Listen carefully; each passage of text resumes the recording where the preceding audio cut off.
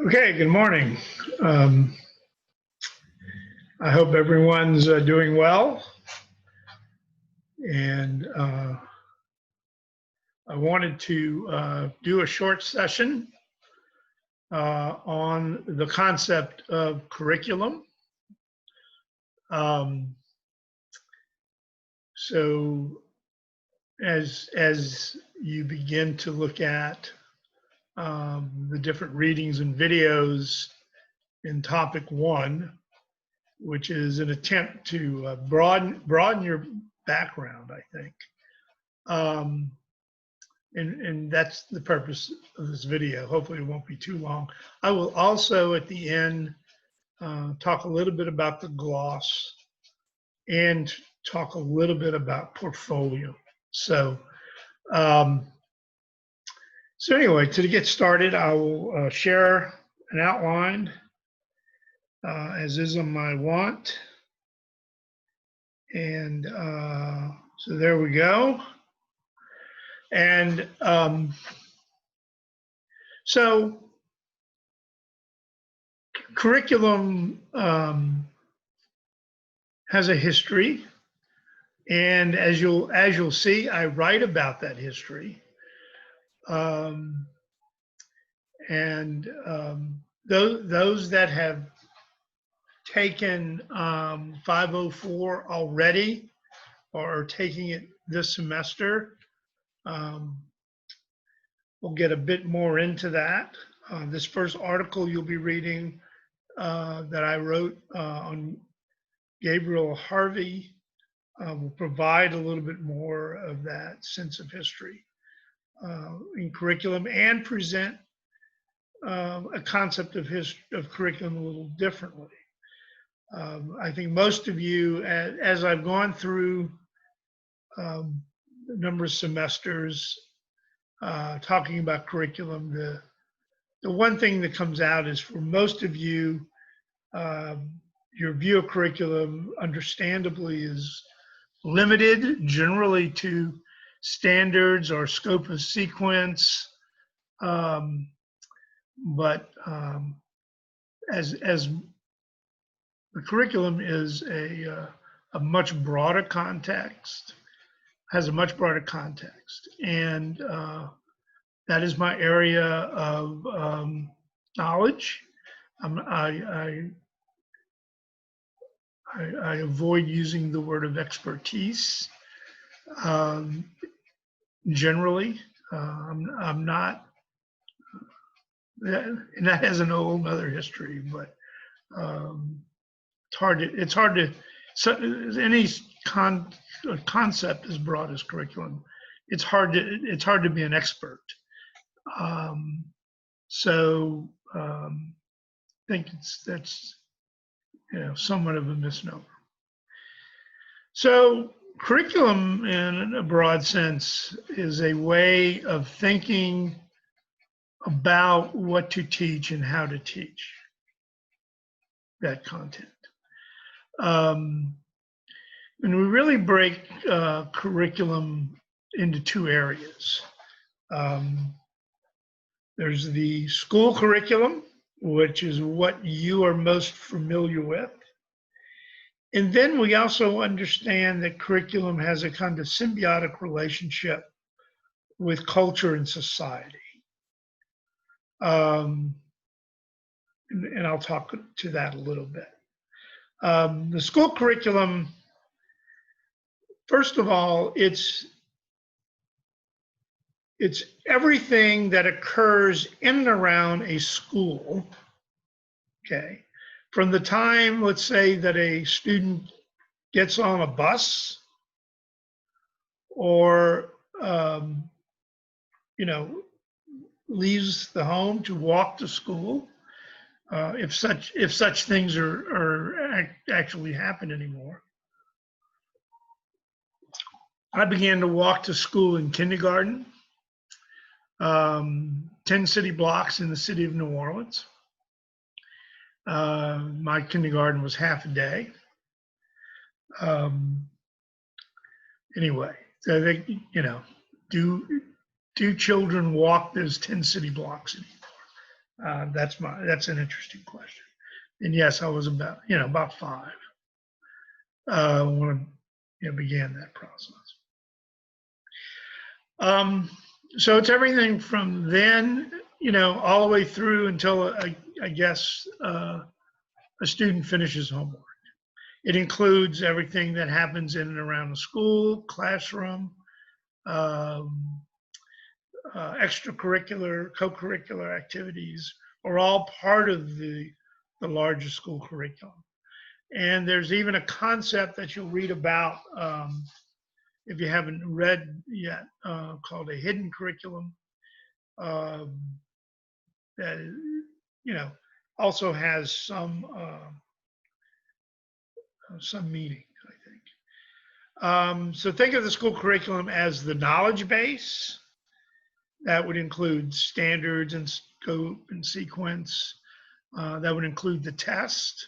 When I say the test, I mean any standardized testing that occurs through the school, end of course, LEAP, those types of tests.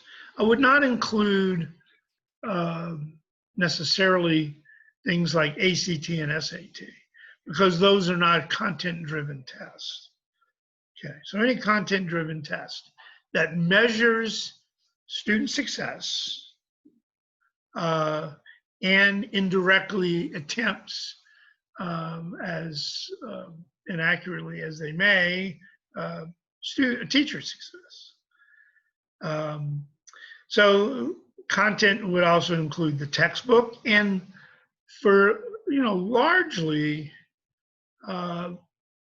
that is how curriculum was often described historically. That began to change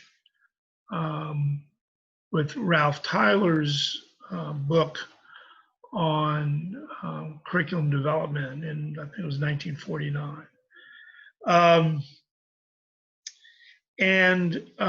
Of course, part of that knowledge, important part of that knowledge base is the teacher herself or himself. So often I think the teacher seems to be ancillary to the idea of curriculum, and I think that's a very big mistake. In fact, I would argue that the teacher is the nexus of all that is curriculum. And as far as your students are concerned, the teacher is the curriculum. Even though there's a textbook and technologies and so forth, the teacher still is the center of the curriculum. We may be beginning to see that notion erode a bit in this time of pandemic, where the shift in many ways is towards the home and the parent, because of our reluctance to reopen schools. Okay, without getting into all of that. Curriculum also includes, although it often is seen as separate, but curriculum also includes instructional practices, so methodologies, teaching strategies, learning strategies is also part of the curriculum. And I think this will become a bit clearer with the Harvey article, as we begin to break that down. So, so how we teach and what we teach, which a lot of times is content specific. Okay, not every strategy works for every subject area. And not every strategy works for every child or every student.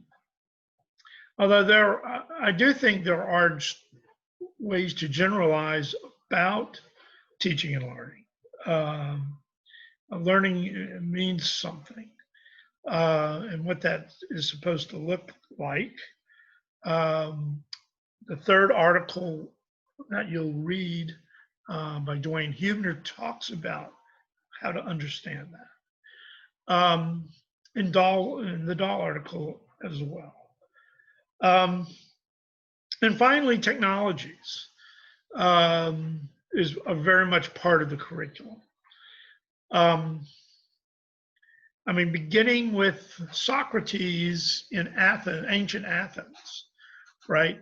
Sitting in the agora, which is the marketplace, okay, under a tree. So his technology, if you will, was an open space where we could gather students and have a conversation and for him to question. Socrates famously never learned to read or write. He argued that reading and writing would change the way the mind works. And he was probably correct. That's not necessarily bad. Certainly, as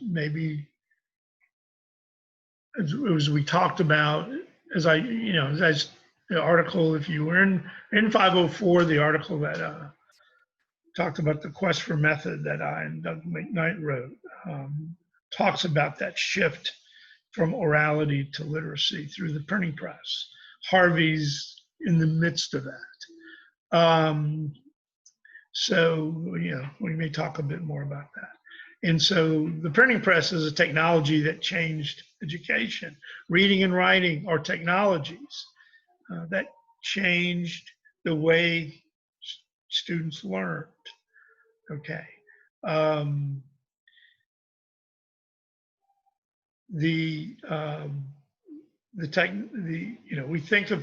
don't often think of technologies as things that are mature, but the two most important technologies that led to mass public education are pulp paper, the ability to make paper out of wood pulp, which occurs around the time of the First World War, and graphite pencils, not lead pencils, but graphite pencils, the number 2 pencil. Those two technologies really led to mass schooling, because before that time, paper was made out of plant fibers, out of linen or cotton. It's very expensive. And we'll talk more about that when we talk about Harvey. So those are, the blackboard, slateboard is a mature technology.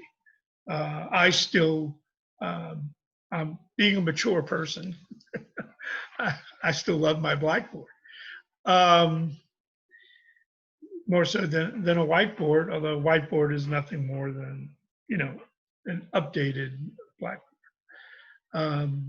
The computer technologies, the internet, the apps, all that, the ability to create media as I'm doing right now, all serve as a function of curriculum and how that begins to look like. The big move for Nichols, in this time of pandemic is hybrid and hyperflex classrooms, where the combination of online, live video, but that fundamentally changes, what we do when we teach. It changes the curriculum. I chose not to teach the intro class that I normally teach this fall, because of HyperFlex. And being an older person with 3 of the main comorbidities. You know, I would have taught the class asynchronously like I do this class in 504. But the decision was made that wasn't best for an intro class, and I'm fine with that. So someone else is teaching it. So the question of so that's the school curriculum, everything that we're talked about, and you can already kind of see in my conversation as I bring the pandemic in to that conversation. You see B, right? The symbiotic relationship between the school curriculum and culture and society. So culture, you know, society is the broader area. We have a number of cultures, depending on how you want to define that make up our society in the United States. We share some of that society with our neighbors to the north, Canada, to some degree Mexico, Northern Europe, maybe even like Japan. But culturally, they're significant, particularly for a country as diverse as the United States, you know, geographically. We have multiple cultures that fit into the great milieu that is American culture, if you will. So I would argue American culture is something more than McDonald's or Coca-Cola, which is one of the ways it is typically represented. Okay. So, you know, certainly, as I've already discussed, we see the changes that are coming about because of the COVID-19 pandemic. We see the politics of that and coming through in various ways. We all have our probably pretty strong opinions, and that's okay. So, you know, that is part and parcel of the study of curriculum, and that's part of what I do, you know, through my research, although it's historical. Part of that history of curriculum is the cultural change that occurs in what becomes the United States coming out of our colonial periods and with the westward expansion out of 13 original states. So what and how to teach curriculum is not a new problem. It's, as I kind of laid out earlier, it's as old as Socrates. It's as old as the Western tradition of education. And it doesn't change a great deal for, you know, for 1,000 years or so, and really you begin to see key changes in the 8th century in Western Europe, and those types of changes continued through the history of Europe and the United States. The original idea of a curriculum, believe it or not, is Latin for a race course. But it's not the big race course that you might have seen if you ever watched Ben-Hur, which occurs in a circus, Circus Maximus being the huge race course in Rome. And then later we see that in Constantinople under the time of the Byzantines. Okay. And there's a particular history there as well.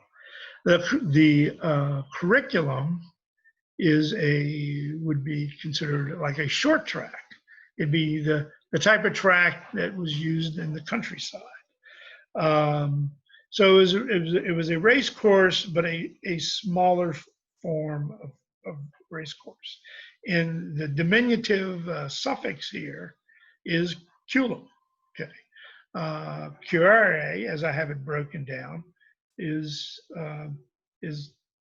related to the race, but it's also related to the leading forth. That is what we do when we educate students. We're leading them to something. But the culum, the short course idea, is a limiting factor. And we'll talk about that a little bit under Harvey. So as we use the word curriculum, the purpose of curriculum leads us to sort of a abridged form of schooling and a recurring form of schooling. In Harvey, we'll see Harvey talk about education in an older form. He's just beginning, he's at a point in time in the history of Western education where we're beginning the transition into a curriculum, and he's using the concept, okay? But it's not fully understood at this point. So I'll give you kind of my working description of curriculum just to think about. I see curriculum as the stories that we choose to tell our children about who we are, about ourselves. And I like to say that as a parent, there are stories I would tell my children as toddlers. There are stories that I'll tell my children as, youngsters, preteens. There are stories I'll tell my children as teens. Okay, and there are stories I'll tell my children as adults that I will never have told them as young children, right? And then there's some stories I probably will never tell my children. And I kind of think of the school curriculum as something similar. How we talk about who we are as a society, the way we think about things, our discoveries and inventions, and our social interactions over time. I would also add that the concept of curriculum, which is really only about 500 years old, right? Emerging at a point in time in the 16th century, okay, is a driver for the advancement, the progress of Western civilization, particularly out of the medieval period into what we call the modern. And we often use the term modern as recent, but there is this notion of the modern as a philosophical concept. And those two concepts, the notion of the modern and the notion of schooling as method, go hand in hand. And the notion of curriculum and the idea of teaching method also go hand in hand. They're not really separable. Those who read the Quest for Method in 504, who we'll be reading it, will get more of that. We're now moving into what some people call the postmodern. I like to argue that there's really not much post about it, but it is a kind of hyper-modernity. And we're in the technological revolution that we're seeing, where we never let anything mature. Okay, we don't let technologies mature until we move on. Okay. It's always about the emerging technology. Okay. And that's part of the disruption of social relationships that we have, and is, I think, disrupting how we understand schools and education. And I differentiate, me making a slide here, I differentiate between schooling as an institution and education as an institution. They are not necessarily one and the same. Okay.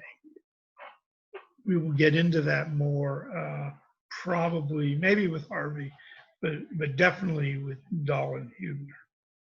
Okay, so that's kind of what I've wanted to lay out about curriculum for you. I normally do this in the Harvey piece when I do that video, but I'm trying to change this up a little bit. Quickly, let me talk about what a gloss is. And basically, my first notion is don't worry about what a gloss is. But it's not strictly a summary of the article. I don't want you to just summarize it. I've read it. I know what that means. But I want you to take a point and to talk about it from your own perspective. What did the article say to you? How do you react to this? What do you think about it?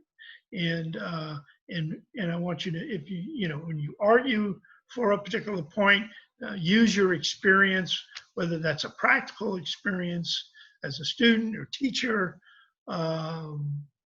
or something that you've read in another class. All that is, part of who you are. And so that's how I want you to talk about it. It's really 2 pages.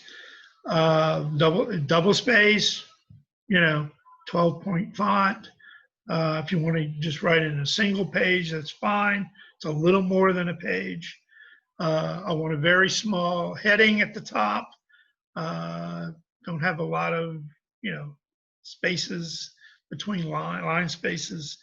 Use paragraphs. That's important. Also, let me stop and say, as you read these articles, you should read, this is academic reading. You have this great resource. If there's a word you don't understand, this great resource called the internet. So read with the internet handy. You can look that word up, see what it means, guess at its context, and then look it up. Try to pick out things that you think are important. You should get a sense from the title and from each reading what you need to look for. I will do a video on each reading. I prefer that you read before you view the video. You may go back to the reading again and then develop your gloss. Okay.